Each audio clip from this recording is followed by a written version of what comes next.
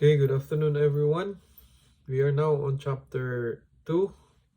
Now, if you remember in chapter 1, we did identify the different parties of an obligation, and we knew that there are only two parties involving an obligation. They are the debtors and the creditor. Debtor is the person who shall perform the obligation, while the creditor is the person who shall benefit the performance of the obligation. Now, these are very important things because each party has its corresponding duties as well as the rights and remedies. Now, we also identified the different kinds of obligation as to subject matter, whether it's a real obligation to give a specific thing, real obligation to give a generic thing, and a positive personal obligation or a negative personal obligation. Now, in these different kinds of obligations, it carries with it also the different duties, rights, and remedies. Now, each kind of obligation has its own duties and its own rights and remedies as well. Okay, so in chapter 2, we will be dealing with these duties of the debtor as well as the rights and remedies of the creditor. Now, we cannot proceed chapter 2 if you are unable to identify the kind of obligation as to subject matter. So that's why we started first with identification and classification of the different kinds of obligation as to subject matter. So let's start with real obligation. Real obligation to give a generic thing. So let's identify what are the different duties of the debtor in real obligation to give a specific thing. Remember, in this kind of obligation, the object or the thing in these obligations are those which are unique or specifically designated or particularly designated. So here there is only one thing, and once the item will be lost, it cannot anymore be replaced, considering that it is a unique object. So the first duty here of the debtor is required to observe diligence of a good father of family in preserving the thing. Okay, simply means that in these kinds of obligation, first duty of the debtor is to take care of the thing so that the thing will not be lost. Why? What will happen if the thing will be lost? Again, as what I have mentioned earlier, since this is a unique thing, it cannot anymore be replaced. Okay, so if it cannot be replaced, then there will be impossibility of the performance of the obligation.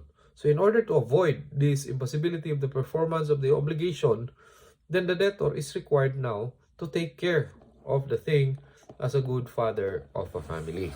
Okay. Now, when we say good father of a family, it simply means that the debtor must exercise ordinary diligence in taking care of the thing. So that's the first duty of the debtor.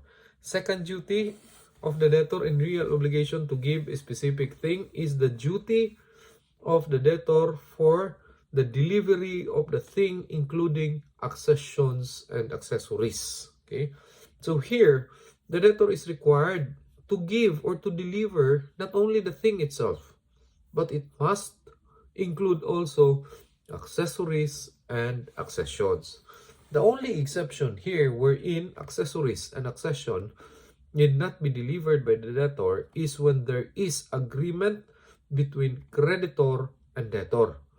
The agreement would be that accessories and accessions will not be included. But what is these accessions and what is these accessories? Now the law says it is an accessories when this refers to things which are joined or included with the principal for the latter's embellishment or for the principal's embellishment or for better use or completion of the principal. So when we say accessory, therefore, originally it is not part of the principal. It is a separate thing from the principal.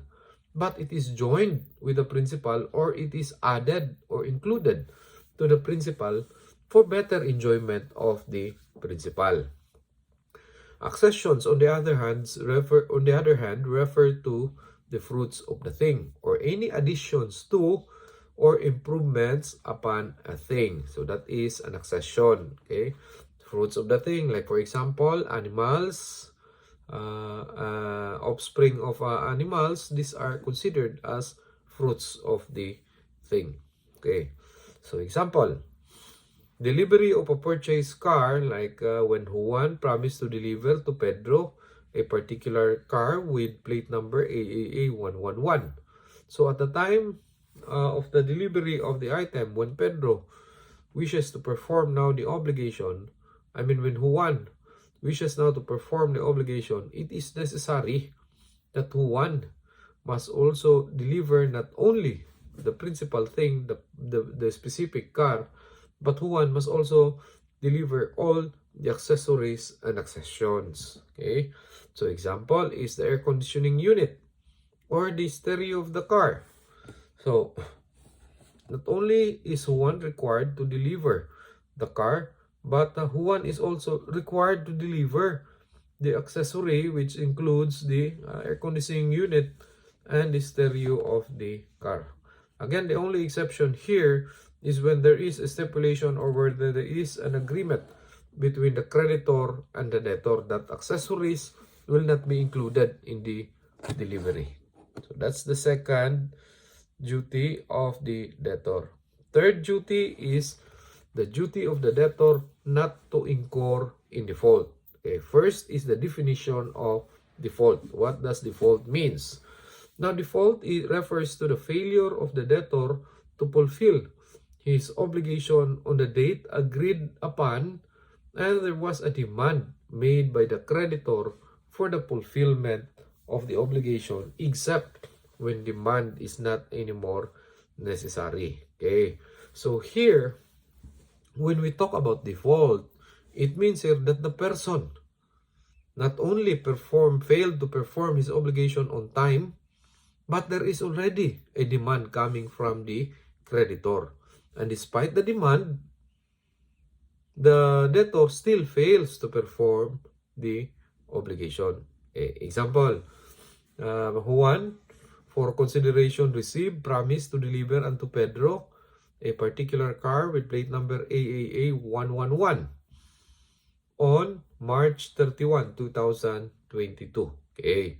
Now here, Juan is obligated to deliver a car to Pedro with plate number AAA 111. Okay. Now comes March 31, Juan fails to deliver the car. Wa pa nila deliver, March 31 na. Now, is Juan already considered in default? The law says not yet, because he has until March 31. What about April 1 na? Wala pa gihapon na deliver ni Juan ang car. Is Juan now considered in default? The law says no, not yet also. Why? Because you can only be in default if the debtor fails to perform the obligation on time. Plus, there is already a demand coming from the creditor. Okay? So in that case, although the period to perform the obligation has already expired, March 31 naman taman, yet the debtor Juan cannot still be considered in default because there is no demand coming from the creditor who is Pedro. Okay, so when does the person or when does the debtor becomes in default? Simple. When the person is already in delay plus there is a demand coming from the creditor, then that's the time when the debtor shall be rendered in default. So there is therefore a difference between delay and default. Now, when we speak about delay, it merely refers to the failure to perform an obligation on time. While in default, it is a failure to perform the obligation on time, plus there is already a demand made by the creditor. So, default simply means that delay plus demand coming from the creditor. Why do we need to distinguish the two? Because if the debtor is merely in delay, the creditor will not be entitled for damages. Damages will only come in when the debtor will be in default. So requisites in order to determine in order to render the debtor in default is that there must be failure to perform an obligation on the date agreed upon, and then there must be also a demand by the creditor, and then last is that failure of the debtor to comply of the demand. Okay, so these are the three requisites in order to render the debtor in default. Now, going back to the definition of what is a default, the law states that failure to the debtor to fulfill his obligation on date agreed upon, and there was a demand made by the creditor for the fulfillment, except when demand and it is not necessary. Now, based on this definition, it presupposes that there are also circumstances wherein demand by the creditor is not anymore necessary in order to render the debtor in default. Okay. Now, the, based on law, there are only 5 instances wherein demand is not anymore needed or necessary to render the debtor in default. Now, the 5 instances wherein demand is not anymore necessary to render the debtor in default are: 1, when the obligation so provides. Okay, here, before the debtor incurs the obligation, it is already made clear that based on the obligation itself, that even if there is no demand coming from the creditor, the debtor will be considered already in default. So it presupposes an agreement between the debtor and the creditor that should the debtor fails to perform the obligations on time, automatic, no need for demand coming from the creditor. So that the debtor in that case will be considered already in default. Now, second, when the law so provides. Here, the source of the obligation is the law, and the law itself has provided that in case the debtor fails to perform the obligation on time, there is no more need of demand coming from the creditor in order to render the debtor in default. Okay? So here, it also presupposes that the debtor has knowledge that demand is not anymore necessary to render him in default. The mere fact that he fails to perform the obligation on time is enough to consider him in default. Third, when time is of the essence. Now, here, the obligation is incurred or is entered into by the parties in view of the essence of time. Okay, because there is an urgency of the performance of the obligation. So in that case, considering the urgency, demand would not be anymore needed in order to render the debtor in default. So automatic, if the debtor fails to perform the obligation, you don't wait anymore for a demand coming from the creditor. Okay, because here, time is of the essence.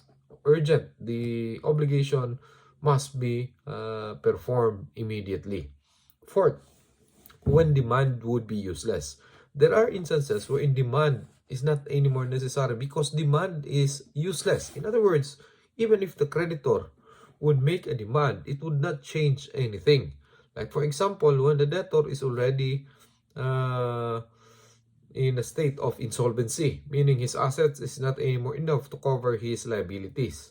So in this case, even if how many demands will be made by the creditor, it will not change the fact that the debtor cannot still perform his obligation, okay, because of his insolvency, because of the debtor's insolvency. So in that case, demands coming from the creditor will be considered as useless. Okay, so since demand in that instances would be useless, then you don't need any more of any demand coming from the creditor in order to render the debtor in default. And then last, or the fifth circumstance, is when there is performance by a party in reciprocal obligation. An example of a reciprocal obligation is a contract of sale.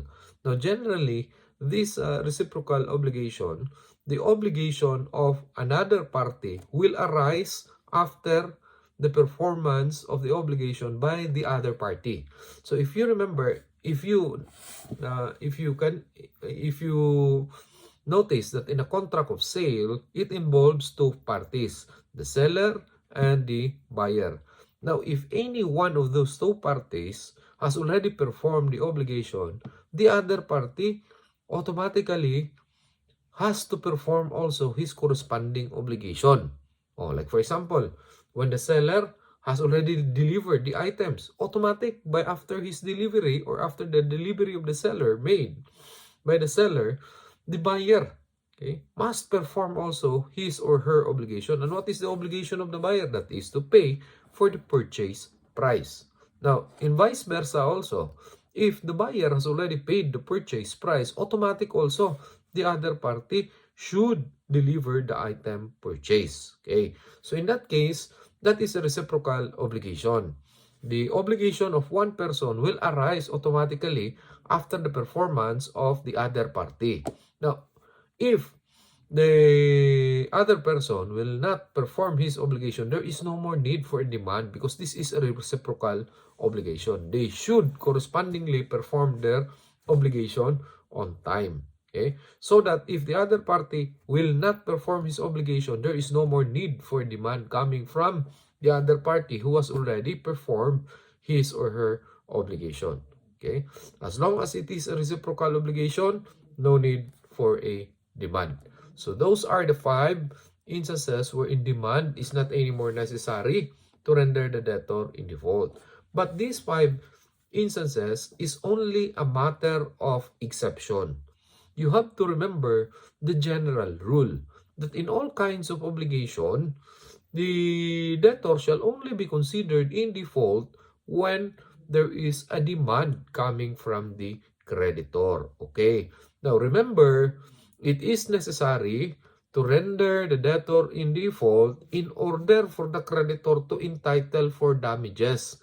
If the debtor is not yet on default, but merely on delay, meaning he has not yet performed the obligation and there is no demand coming from the creditor, then the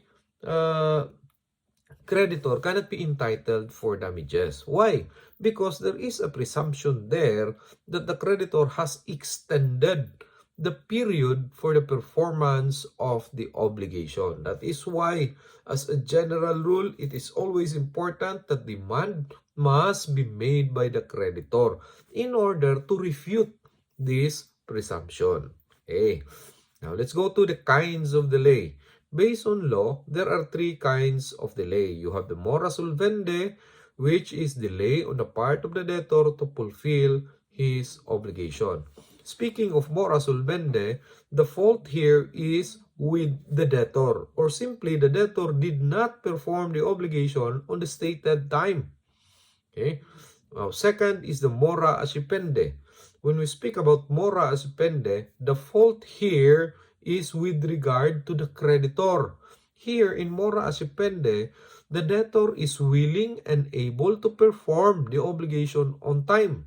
But the problem is, the creditor will not accept without any justification for the performance of the obligation. So here, there is delay on the part of the creditor. So that is what we call as mora accipende. Now, the third kinds of a delay is compensation mora. Now, here in this kind of delay, this is applicable in reciprocal obligations. Okay. Here in reciprocal obligation, going back to our example earlier, the contract of sale, here nobody of the parties wanted to perform their obligation. Now remember, in reciprocal obligation, the obligation of the other party will only arise after the other party's performance of the obligation. So what will happen if one of the parties will not perform or will not initiate the performance of the obligation? Effect would be no obligation with the other party will also arise. So in that case, it will not ripen into a perfected obligation or a consummated obligation because none of them is willing to perform an obligation. So both of them, therefore, are in fault or at fault. So that is an example of compensation mora. Okay. And we proceed now to the fourth duty of the debtor, which is the duty not to commit fraud or negligence, delay, or in contravention of the tenor. Let's start with fraud. What is this fraud? Now, when we speak about fraud, it refers to deliberate or intentional evasion of normal fulfillment of an obligation, which implies some kind of malice or dishonesty. Simply stated in our vernacular, speaking of fraud, it refers to pagpangilad. Okay? Here, during the performance of the obligation, the debtor employs malice or dishonesty. Example, the debtor promised to give unto the creditor a particular or a specific jewelry with representation that that jewelry is 24 karat gold. It turns out later on that it is only an imitation. Okay? So that is a fraud in relation to the duty of the debtor or the fourth duty of the debtor in real obligation to give a specific thing. Okay? Second, negligence. Negligence refers to the voluntary act or omission without malice or bad faith for which prevents the normal fulfillment of the obligation. Now, in negligence, there is no malice or there is no dishonesty. But what is present in negligence is the absence of prudence, meaning danghag. Okay? So, here it will affect also the performance of the obligation because of the absence of proper diligence by the debtor. Now, as part of his duty, the debtor is required not to commit negligence. So, in other words, complementary with the first duty of the debtor to exercise prudence for the preservation of the thing, he has also the duty not to commit negligence. And then third is delay. Speaking here of delay refers actually to default. So when we talk here about delay, it refers to default under Article 1169, which states that there must be failure to perform by the debtor of his obligation on time, plus there is already a demand coming from the creditor. And then last is contravention of the terms of the tenor. Here, in contravention of the terms or tenor, there is a violation on the part of the debtor in the performance of his obligation.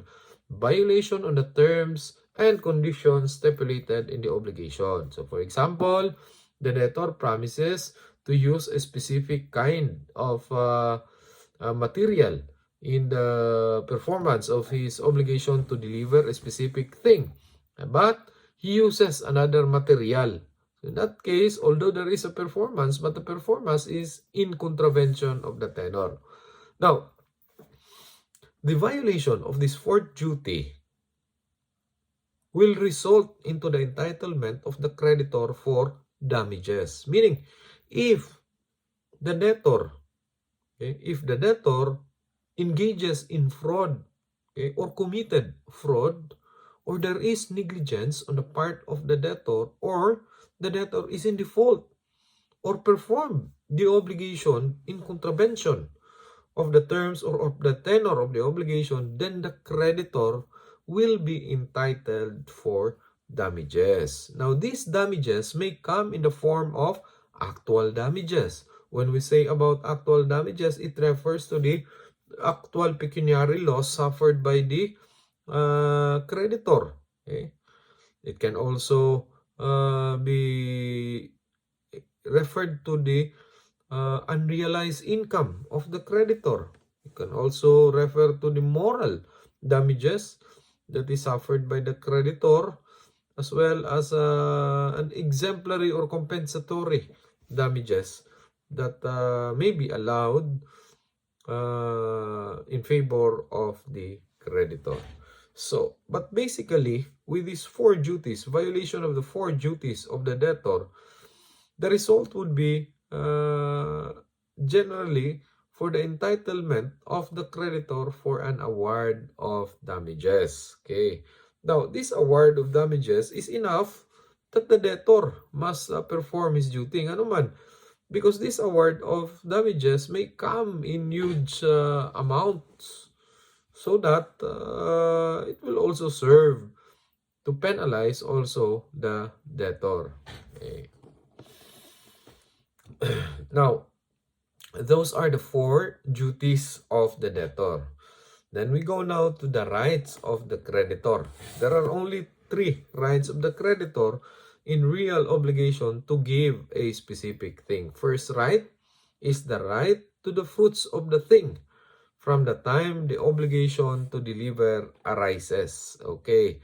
Now, it simply means that if there is already an obligation to deliver by the debtor and the debtor failed to perform the obligation or failed to deliver the item, the specific item, then from that moment on, in case the thing will have a fruit, it is therefore the right of the creditor to be entitled with the fruit of that thing. Okay. Now, let's have an example. If the debtor promised to deliver unto the creditor a specific animal or a piglet, okay, meaning the creditor bought a piglet and then the debtor promised that he is going to deliver that particular piglet on a certain date, or like for example March 31. Now, came April 1 and the debtor still fails to deliver the specific or particular piglet. And on that date, on April 1, okay, the piglet had an offspring. So the ultimate question there is, who will own the young of those piglet or the offspring of the piglet? Will it be the debtor or will it now be the creditor? Now the law says that if there is already an obligation to deliver, the fruits will accrue in favor of the creditor. So the ultimate question would be, on April 1, was there already an obligation to deliver on the part of the debtor? And the answer is yes, because their agreement supposedly was to deliver the piglet on March 31. Okay. Now, therefore, considering that the offspring of the piglet is a fruit, okay, then it is the creditor which should be entitled with those offspring. Okay. So, in relation to fruits, there are 3 kinds also of fruits identified by law. First, we have the natural fruits. Second is the industrial fruits and the civil fruits. Now, these natural fruits refers to spontaneous products of the soils, including animals and the young. So speaking therefore of natural fruits, this refers, like for example, in a particular land, if there is something there that has been harvested, and it was harvested, and those grew from on the soil without being planted, then that is considered as a natural fruit. Okay, like for example, giturok lang diha, and then you were able to benefit with those things or those plants, so that is considered as a natural fruit. In industrial fruit, this refers to production of the land of any kind through cultivation or labor.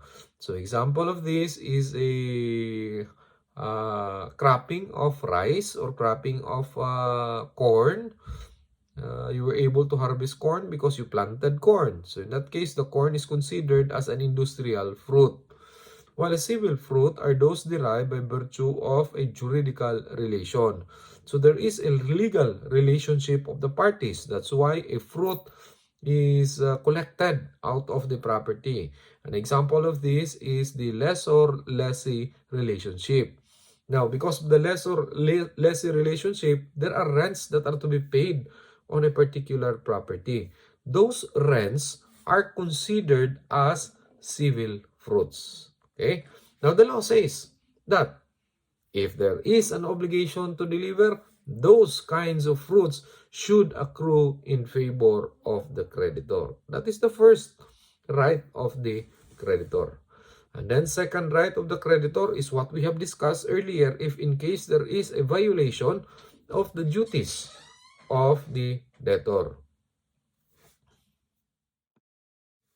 If there is a violation of the duties of the debtor, then as what I have told you earlier, the creditor will be entitled for damages. Now, these damages not only would compensate the creditor, but it also would serve as a penalty, or it will serve to penalize the debtor for his failure to perform the obligation. Okay? So, in essence, the damages clause or the damages provision will serve for the benefit of the creditor. At the same time, it would also act as a penalty against the debtor in order that the debtor should deter from not doing his duties under real obligation to deliver or to give a specific thing. Okay? Now, as what I have told you earlier, damages comes in many forms. It may either be actual, compensatory, unrealized income, moral damages, or exemplary damages. Okay. And then the third rights of the creditor is to avail all available remedies against the debtor. There are certain other remedies that may have been agreed upon by the creditor and debtor which are not included in law. As long as those remedies are not contrary to law, then the creditor has the right to avail those remedies. Like for example, there is a security for the performance of the obligation. So in that case, the creditor may go against the security that is being posted for the performance of the obligation. Although it's not mentioned in the law, but that is a legal remedy agreed by the parties. So the injured party may go after for those kinds of remedies. Now, generally also, there are three remedies further given to the creditor. Now, in real obligation to give a specific thing, the first additional remedies are, one, is for specific performance. Okay, what do you mean by this specific performance? Now, this is called as specific performance because in this kind of obligation, the thing is specific or particularly designated. Okay, it is a specific performance because you can only demand the performance from the debtor itself and not from other persons. Why? Because the object here in the obligation is unique and it is only one. Okay?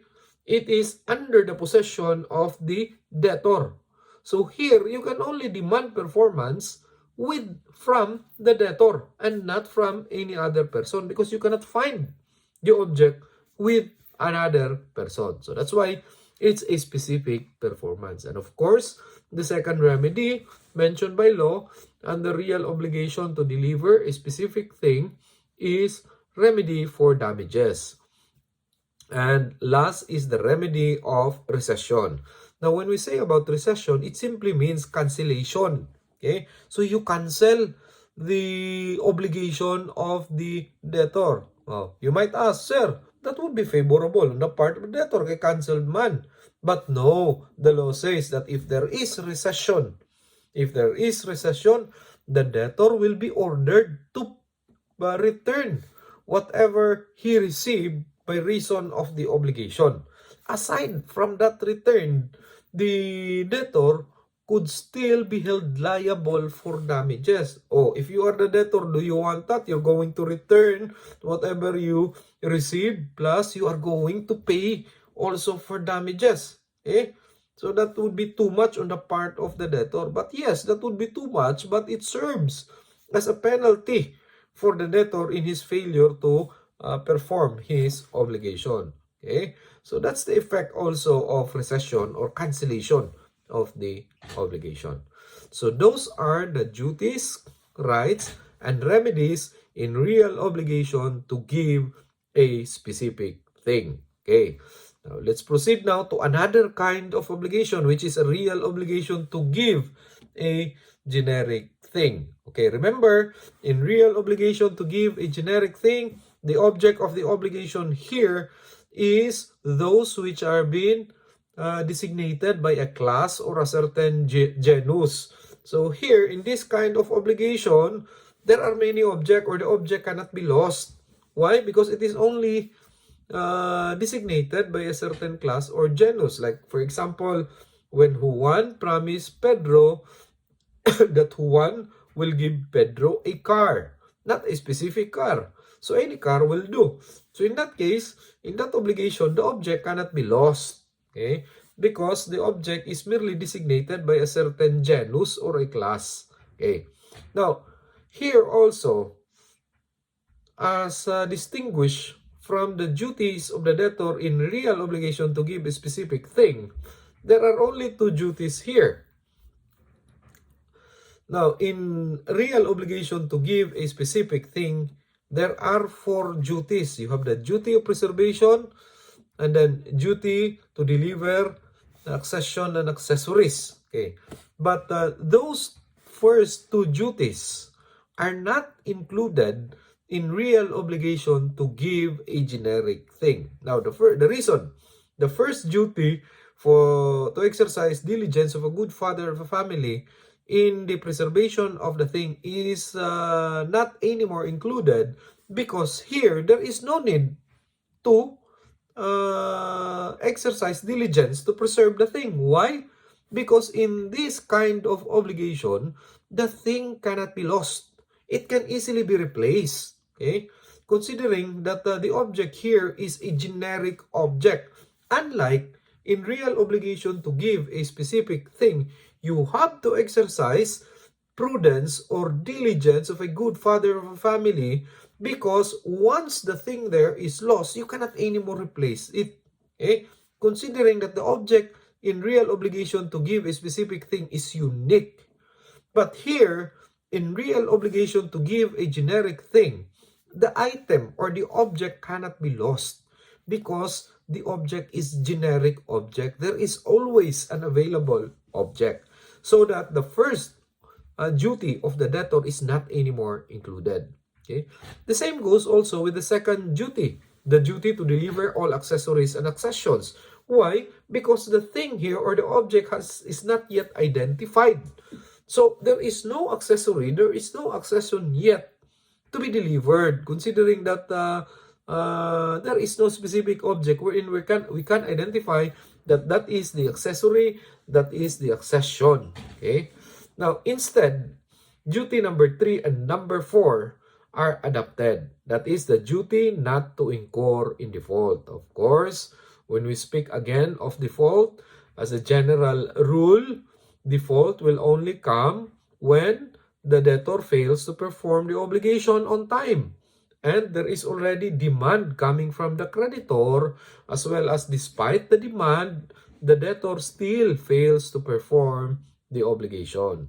Okay, so that is also a duty of the debtor.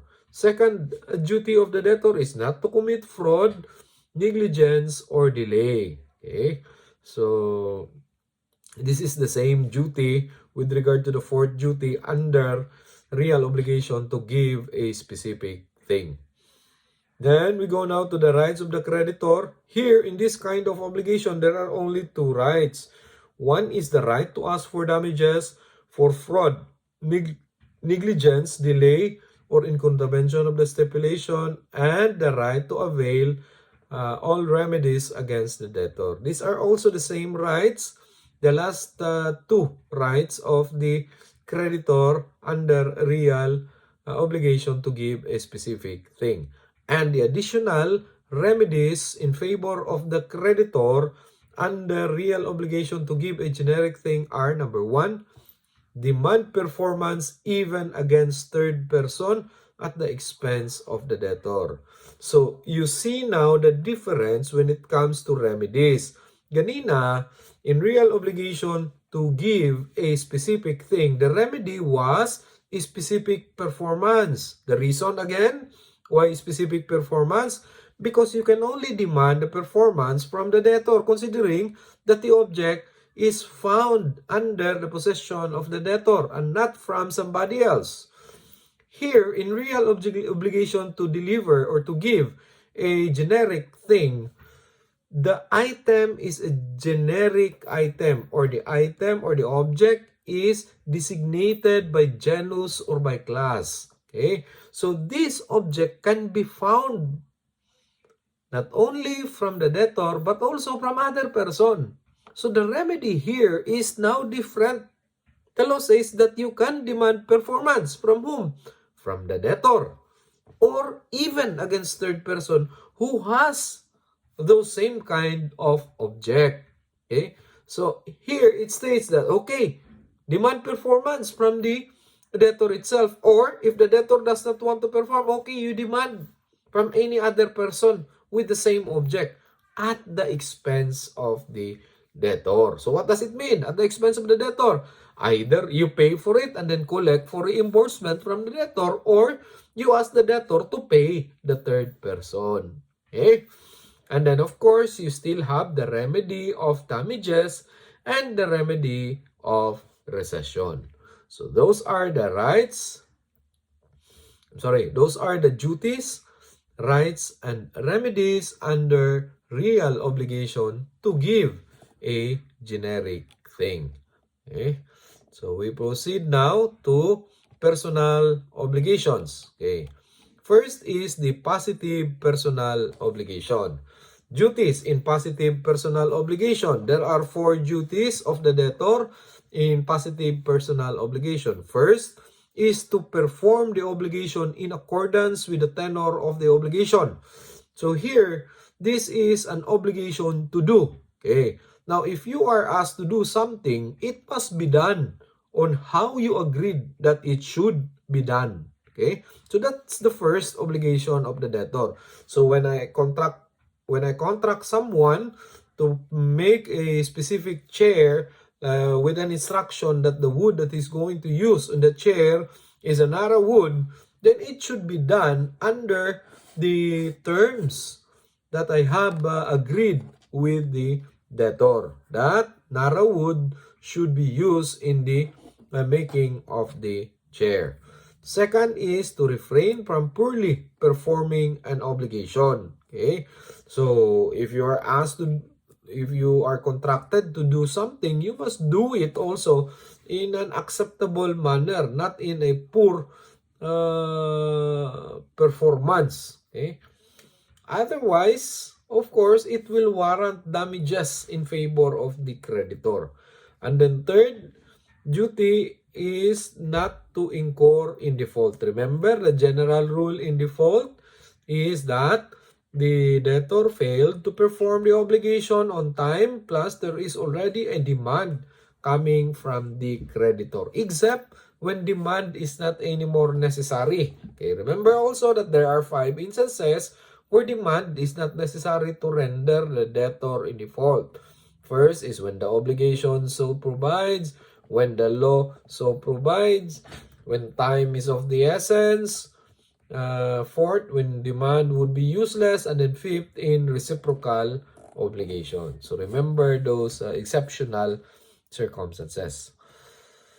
Then we proceed to the rights of the creditors in positive personal obligation. First right is the right to have the obligation performed in accordance with the tenor. This is a complementary provision insofar as the duty of the debtor for the performance of the obligation in accordance with the tenor of the obligation. So this merely complements those duty of the debtor. And then second is the right to ask for damages for fraud, negligence, delay, or in contravention of the stipulation. As what I have mentioned to you, these damages not only is an award for the creditor, but it also serves as a penalty, so that the debtor would also deter from committing fraud, negligence, or delay, or in contravention of the tenor. And of course, you still have the right to avail all available remedies in the against the debtor. So additional remedies here is to have the obligation performed by the debtor or by third person. Okay? Of course, at the expense also of the debtor, unless and also unless when there is personal considerations that are involved. And then second remedy is the remedy for damages. And third also is recession or undoing of what has been wrongly or poorly done. Okay, so those are the duties, rights, and remedies in positive personal obligations. Then the last kind of obligation, which is a negative personal obligation. Now, in this negative personal obligation, this is an obligation that you are required not to do something. Okay? This is a not to do obligation. Okay? So, this is an obligation that you must not do. Okay? You are prohibited from doing something. Of course, here, if you do something, it means that you are already in default because that is contrary to your agreement or to your contrary to the obligation itself. Okay, so here the duty of the debtor first is to refrain from doing actions, and then second is not to commit fraud, negligence, or delay. Then of course the rights of the creditors here refers to the right to have the obligation performed in accordance with the tenor and the right to ask for damages, as well as the right to avail all remedies against the debtor. Now, here in remedies, in negative personal obligation, there is no remedy for performance because here this is an obligation for non-performance. So you cannot demand performance, nor can you demand performance from third person because this is an obligation of non-performance. Okay? So the remedies, additional remedies of the creditors here are merely for damages and recession. Okay? So those are the duties, rights, and remedies in negative personal obligations.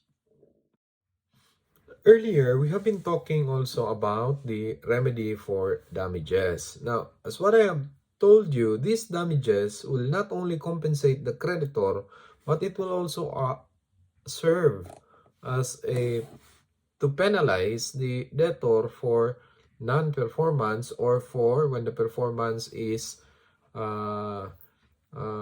committed with fraud, negligence, delay, or in contravention of the tenor.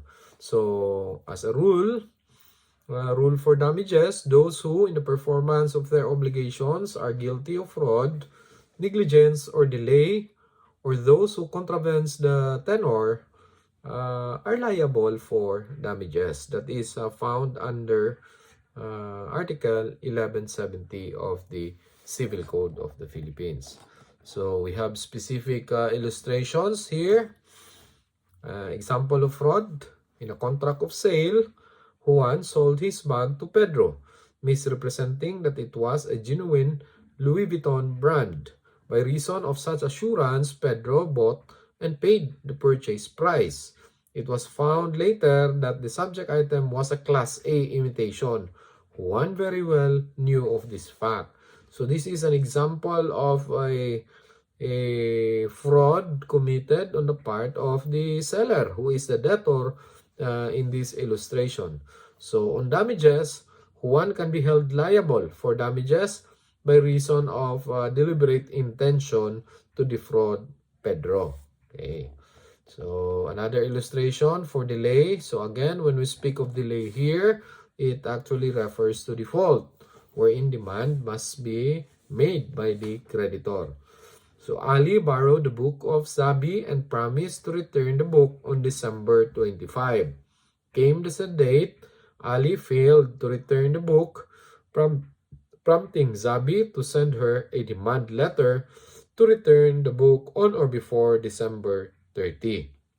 Now came the date, and Ali still failed to return the book. Okay, so here on damages, Ali can be held liable for damages after failing to comply with the demands made by Zabi, she being in default, and that is after December 30. Okay, pagka December 25, cannot yet collect damages because in that time, Ali is still not considered to be in default. Kaya wala pa may demand from December 25. What about on December 26, 27, 28, 29? Still not in default. Nga naman because Ali was given a period of until December 30 to return the book based on the demand. Okay. Another illustration is in contravention of the tenor of the obligation. Ali and Zabi agreed that Ali will construct a particular house of Zabi. Part of the construction agreement was that Ali should only use Nara woods in all window and door jambs. However, Ali used Gimelina woods as material for the door and window jambs in order to maximize his profit. So for damages here, since there is a performance of the obligation, but the performance of the obligation is in contravention of the tenor of the obligation. So here, Ali can be held liable for damages by reason of performing his personal positive obligation in contravention of the tenor agreed upon. Another illustration is for negligence. Ali borrowed the book of Zabi and promised to return the book on December 25. Came the said date, Ali failed to return the book, prompting Zabi to send her a demand letter to return the book on or before December 30. Came the date and Ali still failed to return the book. It was found out that Ali had in fact lost the book when she intentionally left the same outside of her classroom. So on damages here, the source of the damages is not anymore on default on the part of Ali, but the source of damages here is based on the negligence on the part of Ali. Okay? Ali can be held liable for damages by reason of her negligence in losing the book and her failure to exercise diligence of a good father in the preservation of the book. Okay, so those are illustrations in the applications of damages. Now, another important matter under chapter 2 is with regard to the special rules or the rules on fortuitous event. Okay, let's define first what is a fortuitous event. Now, when we speak about fortuitous event, it refers to any event which cannot be foreseen or which, though foreseen, is inevitable. Oh, what do you mean by that? Simply, you cannot predict the coming of the event or the happening of the event. Or even if you can predict the happening, you cannot prevent from the event to happen. Okay. Example, typhoon. You may prevent a typhoon, but you cannot, you may predict a typhoon, but you cannot prevent the typhoon from happening. Okay, so that is a fortuitous event. Earthquake. Oh, in earthquake, you cannot predict the happening of the earthquake. Okay. Lightning. You cannot also predict the happening of the lightning. So those are things which are fortuitous event. Now, what's so special with these rules? Now, it is special because the law says that if there is loss or if there is non-performance of the obligation by reason of a fortuitous event, it shall exempt the debtor from liability. Okay. So, ingon din niya, if the cause of the loss or if the reason why the debtor was unable to perform the obligation is the fortuitous event, then the debtor cannot be held liable for damages. Okay. So, you cannot ask for damages from the debtor. Why? Because it is a fortuitous event. Exempt. Okay. There are 4 instances here mentioned as an exception. First is when it is expressly provided by law. Okay. So even if the cause of the loss is a fortuitous event, but the law says that no fortuitous event will exempt you, then you can still be held liable for damages. When it is otherwise declared by stipulation, both parties have already agreed that even if there is a fortuitous event, the fortuitous event will not exempt the debtor. And then the nature of the obligation requires the assumption of risk. For example, insurance contract. So it requires the assumption of risk. So in that case, the insurer cannot use as a defense that the cause of the loss is a fortuitous event.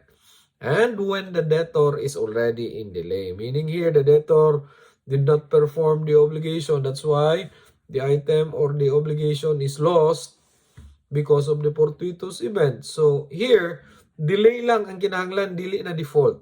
Okay? Once the debtor failed to perform the obligation on time, automatic, even if the object of the obligation is lost by a fortuitous event, then the debtor will not be exempt from liability. Okay, so those are the special rules related to fortuitous event, and that comprises chapter 2 of our discussions. So let's go back now to our aim in chapter 2. If we can answer our aims under chapter 2. Now, first of our aims states that to identify the duties and rights of the debtor and creditor in an obligation. So in identifying the different duties and rights, you have to first identify the kind of obligation, whether it's a real obligation to give a specific thing or generic thing, or a personal positive obligation or a negative personal obligations, because these kinds of obligation have different duties and rights also. Now, remedies, the same goes to remedies. You have to identify the kind of obligation as to subject matters. Okay, the common remedy provided are the damages and recession. In whatever kinds of obligation it is, there is always a remedy of damages and recession. So with that, that concludes our chapter 2 discussions. Thank you for listening, and continue reading your material.